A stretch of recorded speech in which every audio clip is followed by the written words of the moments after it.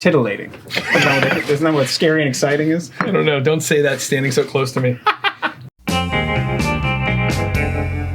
Aloha, folks. Welcome back to Spike's Breezeway Cocktail Hour. I have another guest for us, and this guy's he's like a celebrity cocksmith.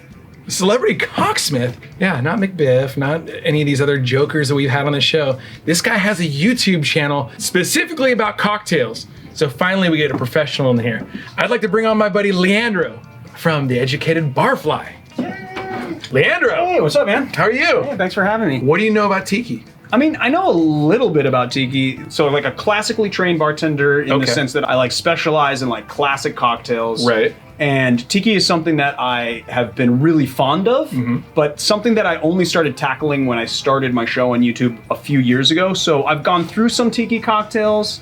I have some, maybe some controversial ideas about Tiki cocktails. Oh, no. I have definitely tried to faithfully recreate whatever has been kind of the classic drinks. Sure. But I don't know a ton about Tiki cocktails, if that makes sense. That makes sense. You were telling me that you were the bar manager at like one of my absolute favorite places in the world. Yep.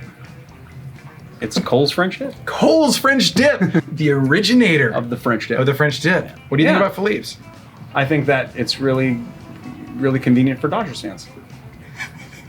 That's what I think. You can't beat that spicy whatever it is that you put on the, was it horseradish sauce? Oh, yeah. Horseradish mustard. Horseradish mustard. Atomic mustard. Oh my God, Yeah. my mouth's watering right now. I love so good. Cole's so much. Yeah, but what's your favorite French dip, though? Like, what's your favorite French dip combination? Like, meat and cheese combination? Yeah, I think it's just beef and pepper Well, jack. usually a pepper jack. Yeah. So, my favorite, just to, if anyone's going to go to Cole's soon, you should get the pastrami and goat cheese sandwich. It is fan-freaking-tastic. Wow, that sounds horrible. My favorite combination. Is it really? It's by far my favorite combination. So today on French Dip Talk, have you ever been to the Mai-Kai?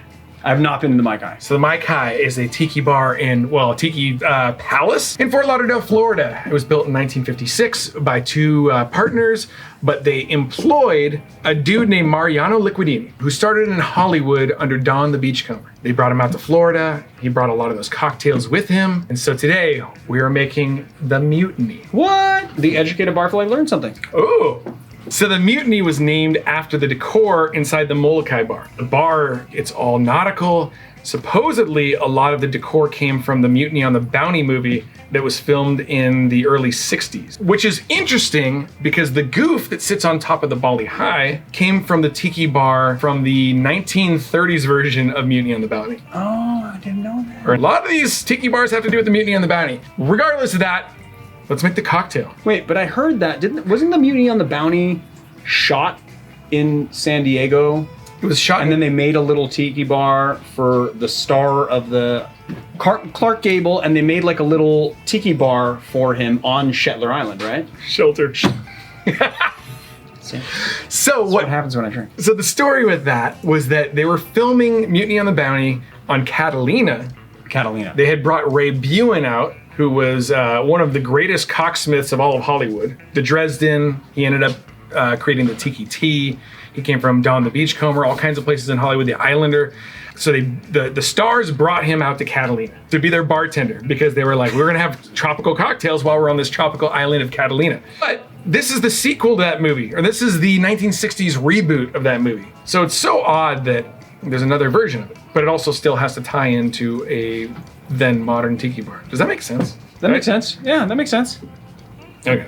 We're gonna make the Mutiny, and the Mutiny was born out of a combination of the Black Magic and the Rum Barrel. A lot of people who are fans of the Mai-Kai said that their favorite cocktail is either the Black Magic or the Mutiny. For this cocktail, we will be using white grapefruit, orange juice, lime, rich honey syrup, passion fruit syrup, Mariano's Mix number 7, Pernod, Angostura bitters, Cruzon light rum, and so they were using Kohala Bay rum at the Mai-Kai.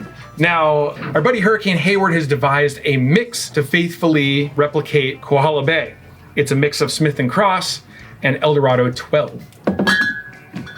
Sweet. And chilled Colombian coffee. So this is a tribute recipe devised by our buddy Hurricane Hayward from the Atomic Grog blog. So it's a giant cocktail. So we're each gonna make our own, but we'll do it at the same time. Okay, so as a professional bartender, What would you do first? Always juices first because you want to use the least expensive ingredients first in case you mess up your cocktail. Then you haven't poured your wonderful booze in there.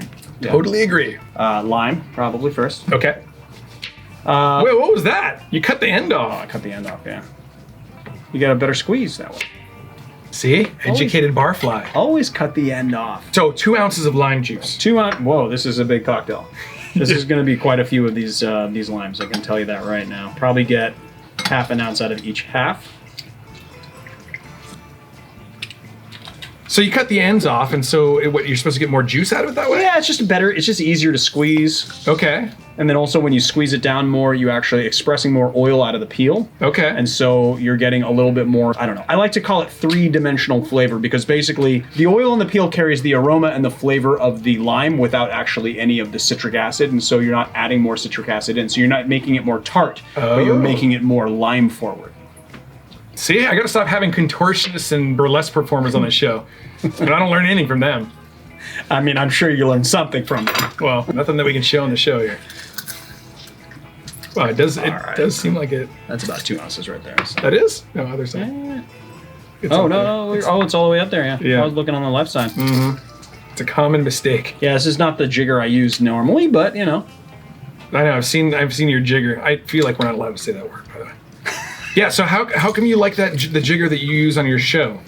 It's for very similar reasons to this jigger. Okay. In that it basically counts up from 1/4 of an ounce all the way to 2.5 ounces, and then you have little indentations on the inside of the jigger to denote difference. So you have 1/4, half, 3/4, 1, 1.5, 2, 2.5. What I like about it is that cone shape is really accurate. So you get a really nice, accurate pour.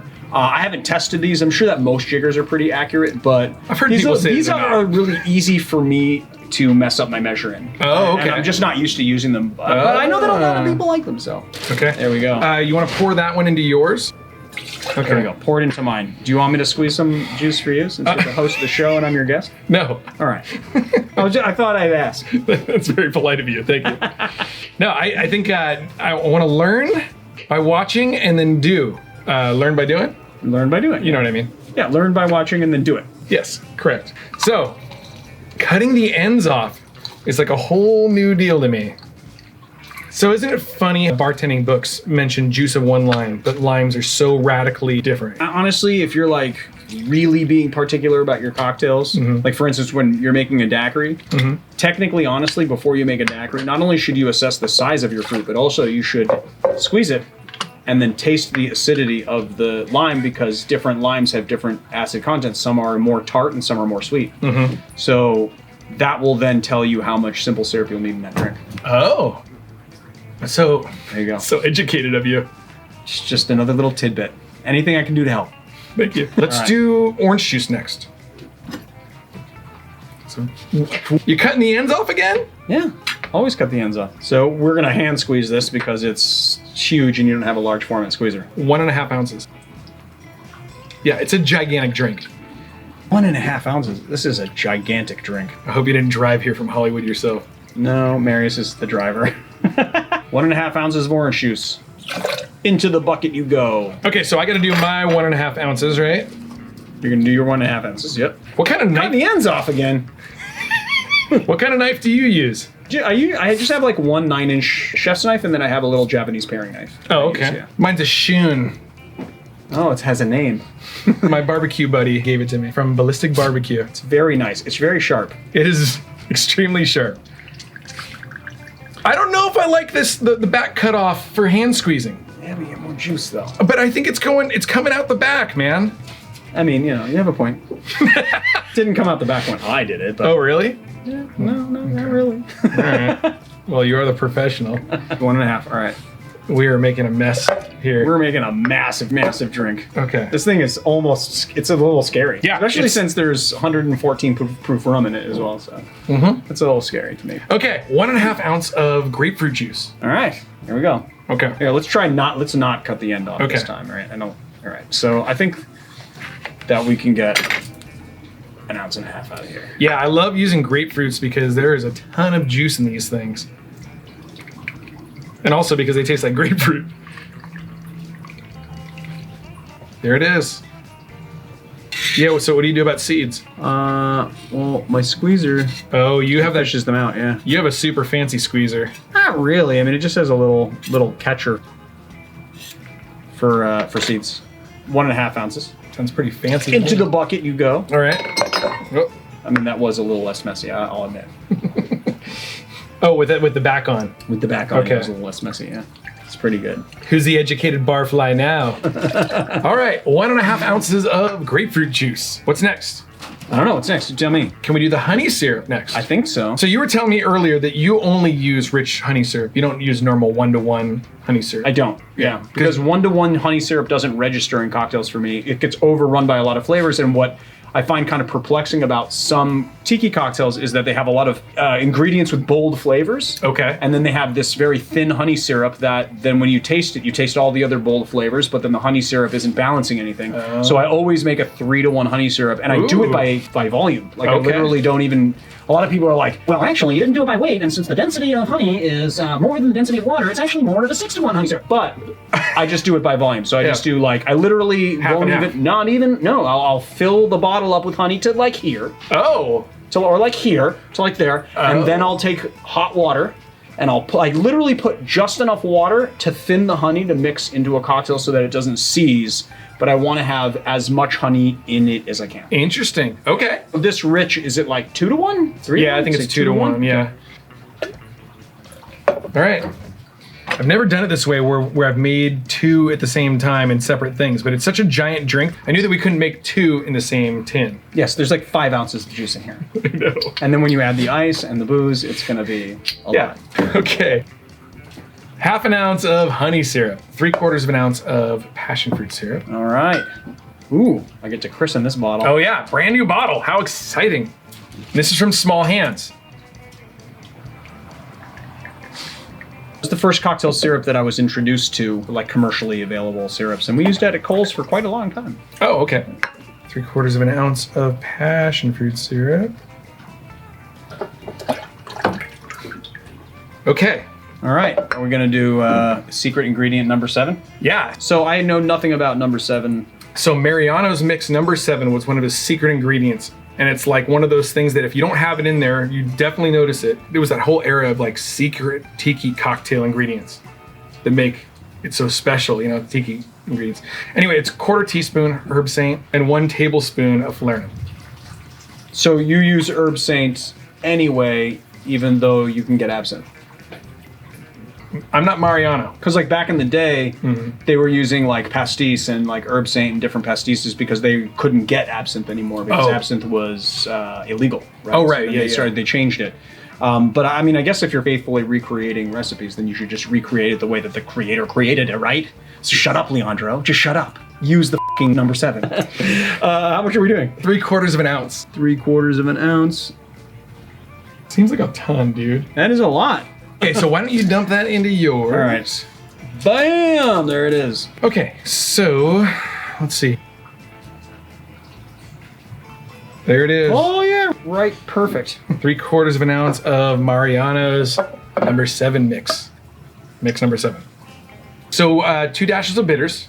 So how do you do a dash? You open up the whole can of worms. Oh, no. So usually I use bitters dashers, and Okay. then typically when I use Angostura bitters or something, I use a Japanese bitters dasher, which has a really precise dash. Typically, 2 of those precise dashes will equal 1 from an Angostura bitters bottle. That being said, bitters can get tight and loose depending on how much bitters is in the bottle. So if you have a really, really full bottle, the dash is going to be smaller. So it's got a tight dash, as opposed to when it's lower in the bottle. Because there's more air that's able to push it down. Probably, yeah. Okay. I mean, I think it was like when I said it on my channel, I was like, it's the velocity of the Angostura bitters going through the bottle, and there's more space. Totally. Then some other people were like, you're an idiot. That's actually not what it is. It's this, because I'm a scientist. And I was like, okay, cool, what you said. Yeah, I don't know what the reason is, but you got to take into consideration when you're dashing, you have to take into consideration the amount in here. So I usually do my first dash as kind of a ginger dash. I just like tip it and just do that just to see how much comes out. And then I'll do another one like that. Like a perfect dash right there. And then you have your 2 dashes. So it's kind of like I just like tip it once like that. And then one good one, yeah. Oh, all right. So there you go. Thank you. We got this other guy though here Yeah. too, right? We got this guy. Pernod. Per no. Okay, cool. So I'm gonna do. So usually when I do these things, I hold the dasher. And how many? Wait, hold the what? I hold a little dasher top. Are we measuring this out or are we dashing it? 4 drops. Oh, 4 drops. Yeah. So this is gonna be a dash and a drop. So 4 drops would probably be like 1 dash-ish. Oh, why don't you just do 4 drops? How are you gonna drop it? Like The dropper? I just go like this. 1. Oh, you do get a drop 2, out of there. Look at that. 3. I always use droppers. 4. I use like a dropper. I never like try to drop anything out of a. You're like, you're not that educated. 1, 2, 3, 4. There you go. You don't have to dash it. You don't have to dash it, people. You don't. So what makes this cocktail so incredibly tasty is coffee. So we need 1 ounce of chilled Colombian coffee. Because I am holding this, I will just quickly do this myself. Now the trick to this is you want to brew it fresh and then chill it right away, and then you don't want to like sit on this stuff for a while. You know what I mean? Right. You want fresh coffee. So there's that for you. There is, wow, I got most of it in. Ah. Oh, pretty on the money. That was like right on the money. That was like right on the 1 ounce. That worked out fine. Yeah, that was not a mistake. We should put some booze in this. We should. I mean, this would be a rather tasty non-alcoholic beverage so far. I don't need that sugar without alcohol though. That's right. So we're gonna do 2 ounces of the Cruzan. Fresh bottle. Just cracked it.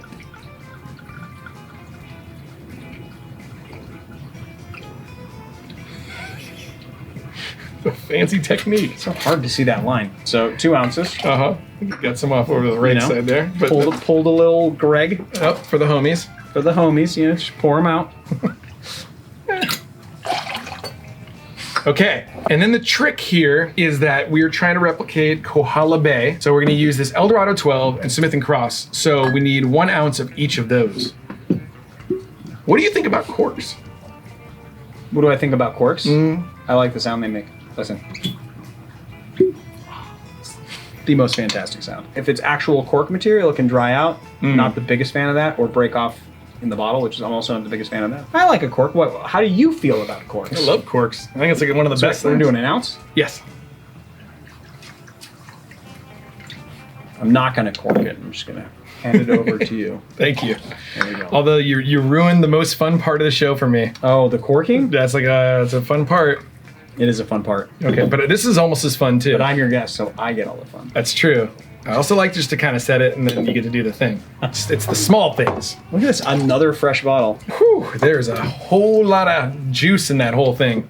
And by juice, I mean alcohol and mixes and all kinds of stuff. And now everyone can watch me ineptly open this. All right, an ounce? Yes.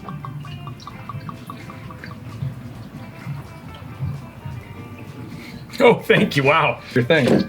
This is so much liquid in here. I know. It's a lot. Okay. And so with that, that's the cocktail. And it's gigantic. It's filled to about here. Like there's a ton of juice in there. Or liquid. Liquid. I mean, you could call it juice. There's juice in there too. This is like adult juice, right? Yeah. You know what I really want for you right now is an ice pick. Me too. I'm gonna bring you an ice pick. It sounds very threatening. That's right, I'm gonna bring you an ice pick. Totally. So how much ice are you gonna put in? You know, honestly, even with flash blending, I like to put just a little Scotia ice in. I'm assuming we're using a Hamilton Beach. Yes, and sir. If we're using the Hamilton Beach, I like to have that nice aeration from the blades to make it nice and foamy and frothy. Yep. So you get that nice white head on the cocktail. Totally, and that's exactly how they look at the Mai-Kai. In the cocktail instructions from our buddy Hurricane Hayward, he says 1.5 cups. So I'd imagine that's probably about what you put in there, yeah. Would you like to flash blend yours while I'm doing this? Sure. Oh, there you go. There we go. So that's nice and aerated. So most tiki cocktails, they stay between 5 and 6 seconds, but that looked great. To my mind, the amount of pebble ice that we put in here, we want it to melt because it's the dilution that we're putting inside the drink. And then also when you get your drink down to temperature, you put more crushed ice on top of it, and then it'll actually keep the drink at temperature and it will dilute it less.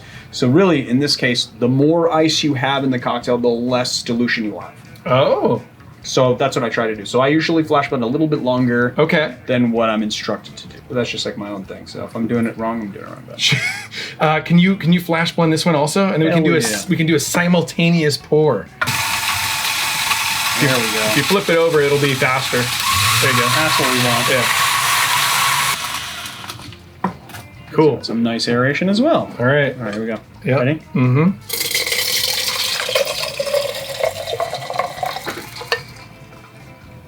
Is that enough drink for you? I don't know. That's a lot of drink.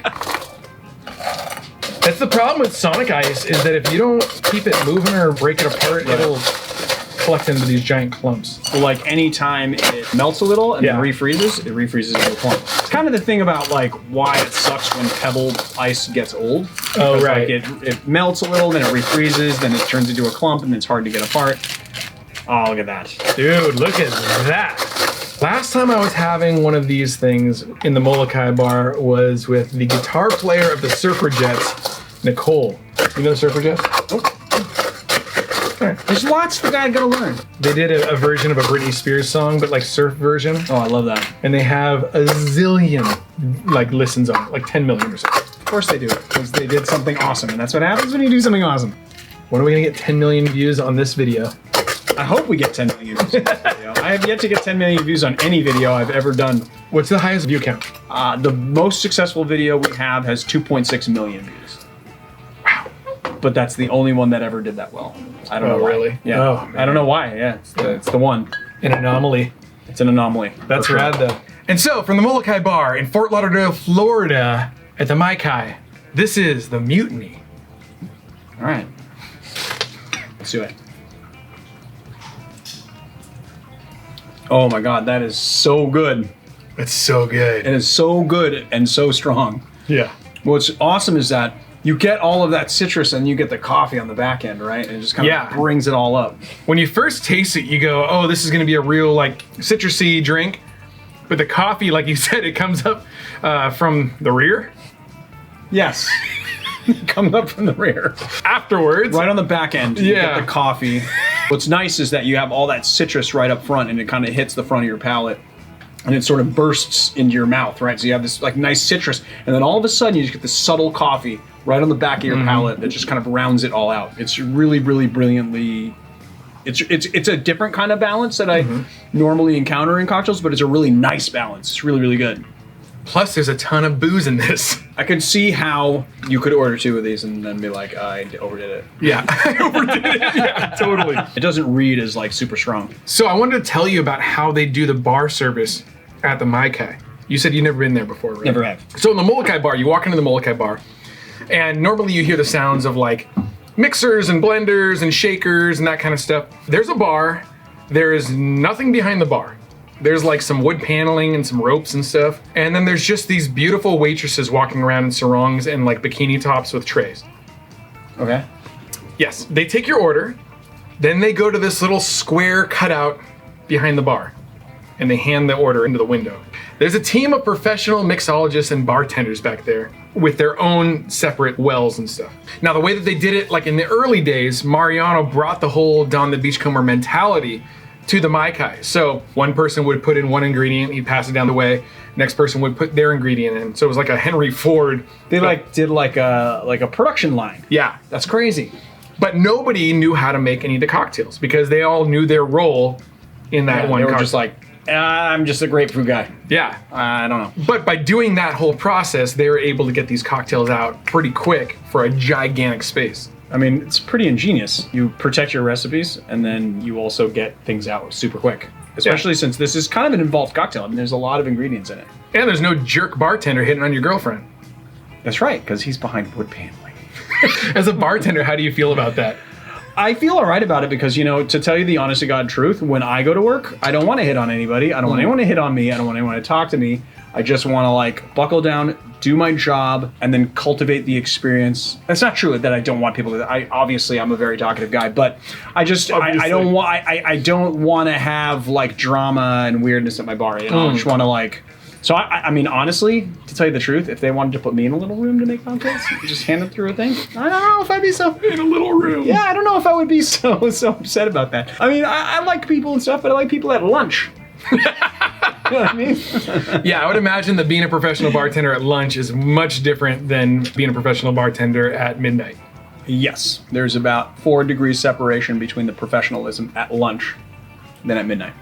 But that's what I kind of like about the cocktail world is that the only rule is there are no rules. You know what I mean? Like, I know, but when I had Ed Hamilton on this show, he was like free pouring everything. I was like, Ed, you're breaking all the rules of tiki cocktails. He's like, there's rules? I what he was on said. a boat for 25 years. What are you talking about? I know. I'm like, oh, all right. I don't want to get. There's no rules. I don't want to get in a fight with this gigantic dude. know. He's seriously like this. I know. I saw the video with I you know. guys, and he was like pouring over your head, basically. Ed's a rad dude. What I like about him is that he's so venerated, and he's so looked up to, and so fucking down to earth. Yeah. like so like ready to just talk about rum with anybody. He doesn't. It's not about like selling. It's not about like the cult of personality or anything, or his own fame or whatever. And that's what I like about him is that he's a super down to earth guy, and he's very like honest about who he is. You know. So have you screwed up recipes before? Yeah, I do it all the time. And then do you just get destroyed online? Sometimes, depending on how bad the up was. So how many subscribers do you have? 222,000 or so. I have like, at the time of this filming, like somewhere around 5,000. And if I screw something up, I hear about it. With the number that you have, it must be a barrage. It can be brutal sometimes. It can really be brutal. And not only that, but like, it's also brutal when you know they're right. And you gotta like, yeah, you're right. I messed up. Especially, and then they're like, yeah, Educated Barfly's right. It's like, I'm not, but that's not a reference to me. Nobody knows though. Ladies and gentlemen, thank you so much for joining us once again on Spike's Breezeway Cocktail Hour. I do want to thank my buddy Leandro from the Educated Barfly, as well as his cohort. Yeah, cohorts. Yeah, or like, you know, his, it's complicated. And his buddy Marius. Oh, I can't do this anymore. Don't quit now. So be sure to like, comment, subscribe, do all the things, and we'll see you in the next cocktail video. Cheers. Aloha. So much drink. I think we could be a pretty good bartending team. You want to open a tiki bar? Let's do it. What are we going to call it? The Cocktologists. I'm very exotic sounding. The Cocksmiths. That's better. Tropical Cocksmiths. There you go. It's so hipstery too. Oh, where you going? I'm going to Tropical Cocksmiths, dude. Yeah. I like it. I've heard good things about that place. They do tiki right. They do. So now I guess we just drink this. See, I'm already slurring, and I'm this far down. Jesus.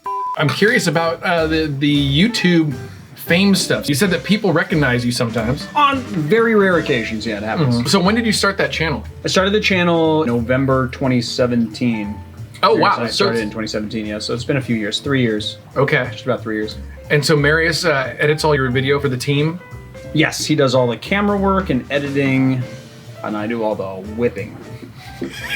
Yeah, I do all the like recipes and just sort of like design of the video, what's going to happen in it, and he does all the editing and that design. Hey, Marius, you want another job for a not successful cocktail show? A nicer boss? Nicer boss. Nicer For boss. sure. The boss. But not only that, but I'm really nice. Oh. I actually prefer the term cocktologist. What do you know about tiki? Whoa. What? Let me do that again. God, that's a good drink. It is. Fucking fantastic drink. So in the Molokai bar, there's a window kind of behind the stage area. And it's got like waterfall and stuff. You turn around, there's this big Papua New Guinea tiki that's got to be 7 feet tall, and he's just like leaning forward, staring in there with his his thing out. It's very intimidating. But he's a statue. Also, all of the windows in the Molokai bar, there's constantly rain. It's constantly raining on it. But is it like a room within a room? Like they have like a false window, and then there's like another panel here, and then lighting, and then they rain on it? I thought it was just outside. Just like, and it's like set a hose on a on a window. There's a guy out there. This is his only. He's the rain guy. I don't get paid a whole lot, but it's easy work. It's like, and I get free tiki drinks. Works work. What in the I hell? don't know. I sprayed somehow. I don't know how that happened. A professional barfly are you? Well, one that's been drinking. So we also did an episode on your channel, right? Yes. And did, I'm excited to see how that one came out. Yeah, you guys should go watch it. And then watch this, then watch that, and then, do them back and forth. Yeah. And then tell your friends. And hit the like button on both. And subscribe for both of them. And then also tell your friends to hit the like button and the subscribe button because it really helps these channels out. And guess what else you should do? You should tell your relatives too. And then they can do the thing. Yeah. And also, if there are any gigantic YouTubers that are bigger than both of us combined, they should also shout this out. Right? Yeah, of course. All of the big YouTubers should hit it. Yeah. Like, Justine, that hot blonde chick that does. Justine, David Dobrik. There's Peter McKinnon. Peter McKinnon's pretty big. Casey Neistat. With his weird glasses. With his weird glasses. Yeah. Who else? Jeff Wittek. Oh, I don't know that guy. Jeff's Barbershop. Oh. He's a pretty big YouTuber. Okay. And there's also Cody Ko. Okay. Who does the That's Cringe series, which I'm actually I secretly hope that Cody Ko will do a That's Cringe about the Educated Barfly. I don't think we're big enough for him to pay attention to, but I think it would be great if he went to one of our older episodes and did a That's Cringe episode. Yeah. I'm just putting it out there. Oh, you know who should do it? Joshua Weissman. Yeah. Yeah, that guy should shout this video out. Also, Justin Scard. You know who I don't like? Who? The Steve the Bartender guy. Come on, I love Steve. Steve is a great guy. He's too good looking for his own good. He is too good looking for his own good, Yeah. but he's a great guy. If you're watching this, Steve, shout it out. Yeah, shout it out after me saying I don't like you. I'm sure you're a lovely fellow. Lovely. We've been drinking. Seriously, Steve, make one of these. It'll get you. Yeah, this is You'll be boxing kangaroos in no time. yeah, he's Australian. Yeah. See what kind of professional tiki guy? Well, you're not a professional. I'm tiki not. guy. That's the not thing. A professional. Are we using the right length Surfside Sip straws? No, this is a 16-ounce straw in probably a 10-ounce glass, but this is like a highball. Yeah, we need like the half cut one, right? Well, the half cut one's gonna be a little small. You need like a 12-ounce straw for this, I think. You need like one that like sticks to like here. So you want like a this guy. But brand loyalty. Yeah. We both are fans of Surfside Sips. Yeah, and you can't do a tiki episode without a bamboo straw, right? So, and you could get one of those little paper straws that are printed with bamboo, but that's no fun. They get soggy and weird. Yeah, this holds up better. Yeah, I really used to hate glass straws because I thought they were crack pipes, I mean, but I love them now. they're just 1 degree removed from crack pipes. But you could use a crack pipe for a straw, though. So Oh, you could. yeah, it's really all how you appropriate the technology. Passion fruits. Passion fruit. Hi. Hold on. Let's do that one more time. Okay. And Ed Hamilton's favorite. So this is a tribute cocktail decoded by Hurricane Hayward from the Atomic Grog blog. Can you cut it here so that's... Oh, wait, you know what? Let me make sure that that's in focus because I'm going to kill myself if it's not. Yeah, oh yeah, we've trashed whole days of videos. Oh, we shot 3 videos and nothing was in focus. No way. Oh yeah, it's happened. The oil in the peel carries the aroma and the flavor of the mint. Okay, I have a serious question for you now. It just occurred to me. What is your favorite tiki bar? Holy Yeah. Oh man. Things just got incredibly real. I don't know. I mean, I am very big fan of tiki, but I don't know that I've been to a ton of tiki bars. I really like Tiki Tea. Yeah. Just they have a special place in my heart. I like the Tonga Hut because I think it's the oldest still existent, right? In LA. The oldest one in LA. Oh, Yeah. yeah, I didn't mean like in the world. I think the in LA oldest- is the oldest one. I think the oldest one in the world is Trader Sam's in San Francisco. I don't. Okay. Yeah, I'm not going to say it's Trader Sam's at Disneyland. No. It's Trader Sam's in San Francisco. San Francisco is the oldest one. Yeah, I think so. I don't go to the Tonga Hut very often just because it's in the middle of the valley and I'm not going to drink all the strong drinks and then drive around because it's terrible behavior. You shouldn't ever do that. I really liked Smuggler's Cove when I went there in San Francisco. It was really, really good. It's cool. But I think that's like other than like the tiki bars I didn't appreciate when I was in my 20s, I think that's the extent of the tiki bars that I've really been to. Well, and you said you came from... I went to Trader Sam's, which is like a good time. Yeah, Trader Sam's is great. I don't know. You grew up where in Chicago? No. Boston. Yeah, basically same thing. So there were tiki bars in Boston growing up? Yeah. I mean, like there were. I don't know if they were like really like when I was growing up. There were like tiki bars. There were like Polynesian restaurants that served tropical drinks. Massachusetts. Massachusetts, yeah. That's where Boston That's is. where Boston is, yeah. Kowloon. There you go. I think that's the spot. That's the spot. That's the spot. My buddy Rick from Massachusetts sent me this guy in like a big cardboard box. Oh, that guy. Yeah, he's like Came from Kowloon. Not from Kowloon, Okay. but from Massachusetts. But he's like, do you want this thing? And I was like, yeah. I went out there for a big rockabilly festival and he took me to the Kowloon. He took me to several different tiki bars that were or tiki restaurants that were still kind of in existence. Right. Most of the all the drinks were horrible. Yeah, they were terrible. But I just went there for Scorpion Bowls to get up when I was 20. Yeah. 21. I'm so interested in the vintage places that the drinks don't really matter. I'll order Coors Light and then I'll walk around and look at the decor. I mean, honestly, like, They made a Mai-Tai with Sprite. when you go to a tiki bar, there's only so many tiki drinks that you can drink before you're on the floor. Well, They're strong, right? So that's a good point. The biggest problem with going to a place like Smuggler's Cove is you want to taste everything. right. But if you drink 6, 8, 10 tiki drinks at Smuggler's Cove, If you drink 10 tiki drinks and you're still alive, then you're my hero. at the very least, that's probably 20 ounces of rum, right? Oh, easily. At the very least, it's 20 ounces. That's if you don't have a Navy Grog or a Zombie or That's like or one just, of these. That's just 2 ounces of booze. It would be 20 ounces. all you could possibly 10 drink. Yeah, you'd have to drink 20 Breezeway cocktails. Yeah, I don't think I could do that. They don't know about the Breezeway cocktail, by the way. Oh, well, you should go and watch our episode because it is there. Yeah, Yeah, we made But it on the show. but it's not the Educated Barfly channel. It's a different channel. Barfly Freepour. Barfly Freepour. It's the Educated Barfly. Part 2. What a asshole this guy with his squeeze your lines and taste your juice off. You start ending up drinking there you a go. lot, doing a cocktail show. You do, yeah. You end up drinking a lot. People have no idea. I've got the camera. I'm gonna do a little dance. Fridge. The oranges are in the fridge. Oh, So I break by putting a little bit of ice into my thing, and then into my thing. And what I mean by my thing is this metal cup. This is like the bummer because it takes like a little bit of time, and I just want to drink the drink, but you have to kind of like shoot the photo.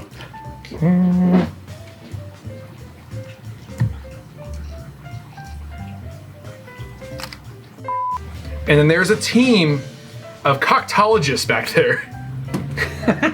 There's a team of cocksmiths back there.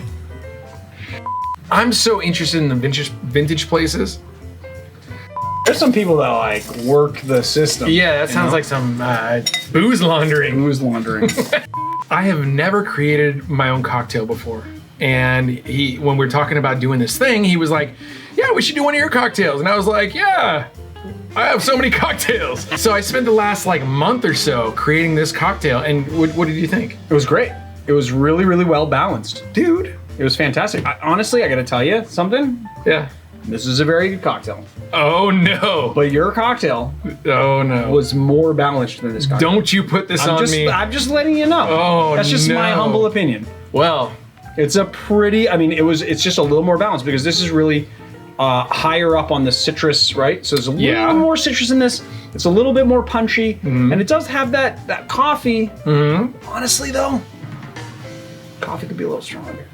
But your cocktail is really, really nicely balanced, and it has those nice spice elements that I really like about it. It's got that nice ginger, and then the ginger is amplifying the cinnamon in it. You guys really should, we'll give you the specs, I promise. Yeah, It's so a good cocktail, though. go to his channel. Otherwise, you're gonna have to wait until the new Breezeway Cocktail Hour Tiki mug is here, arrives, and is finished, and then we'll make that drink in the Tiki mug. Otherwise, go to his channel and see the thing. Yeah. We'll see you in the comments, All right. for better or worse. I've Leandro. had a lot of drink. Yeah. I do want to thank my buddy Leandro from the Educated Barfly for joining us, and his associate, Marius. Told you I've had so much to drink, and his buddy Marius as well. Oh my God, this isn't working out. It's a fishbowl of cocktail. I know.